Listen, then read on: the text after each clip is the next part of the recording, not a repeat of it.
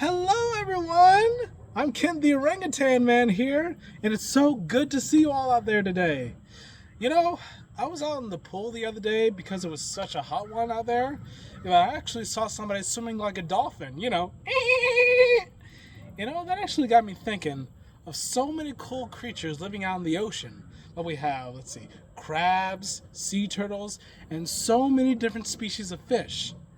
And I think the most interesting fish of all would probably be the stingray. But, instead of taking my word for it, I think it'd be better if we let our special guest, Raymundo the Stingray, tell you about all his life under the sea. Here, let's see if we can call him. Raymundo! Hello! Oh, hey, Raymundo! How's it going, buddy? Oh, I'm as happy as a clam, Kent! I was surfing the waves out in the Atlantic when I heard you call my name. So what's up? Oh, wow, that sounds like a lot of fun. Well, Raymundo, I called you in today because I was wondering if you could tell our viewers out there about how cool it is to be a stingray. Viewers? Oh, hi, everybody! It's so nice to see you all here. Well, for one thing, there are so many of us in all different shapes and sizes that it's just hard to keep count. I remember my grandpa being as big as a boat. Let's see, I have family that are electric rays, butterfly rays, eagle rays, manta rays, and cownose rays. Ooh, I even have an uncle who's a guitar fish, but he's on tour right now because he's with his rock band called the Bottom Feeders. Whoa, that's amazing! But wait, aren't all stingrays bottom feeders? Well, most of us, yes.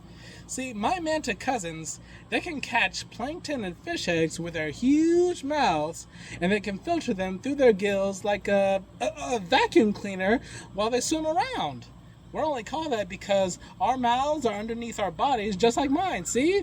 And I like to eat little fish, snails, oh, and shrimp.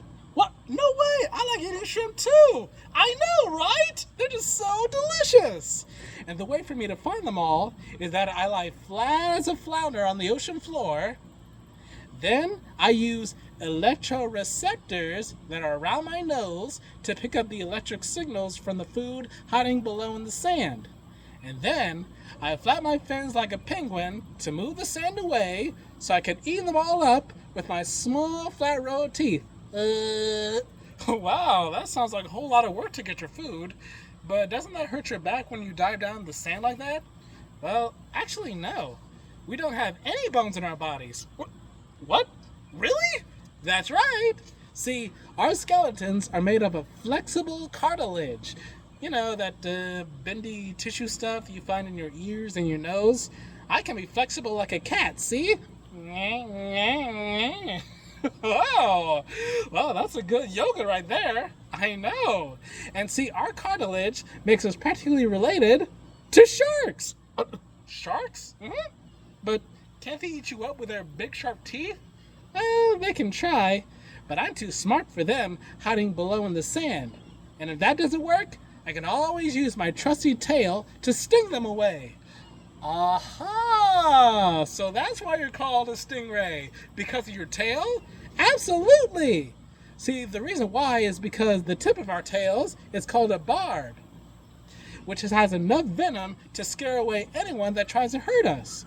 Wow, that's a useful way to protect yourself, Raymundo. Yeah, but don't worry.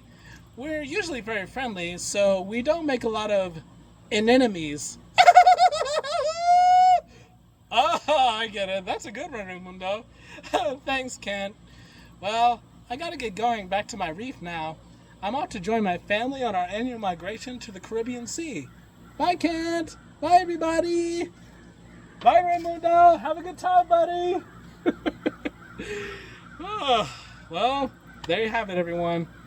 I've learned so much about stingrays today that I hope to get to see more out there in the ocean. And I hope you'll get a chance to as well. Well, that's all the time we have for today. But until next time, stay wild.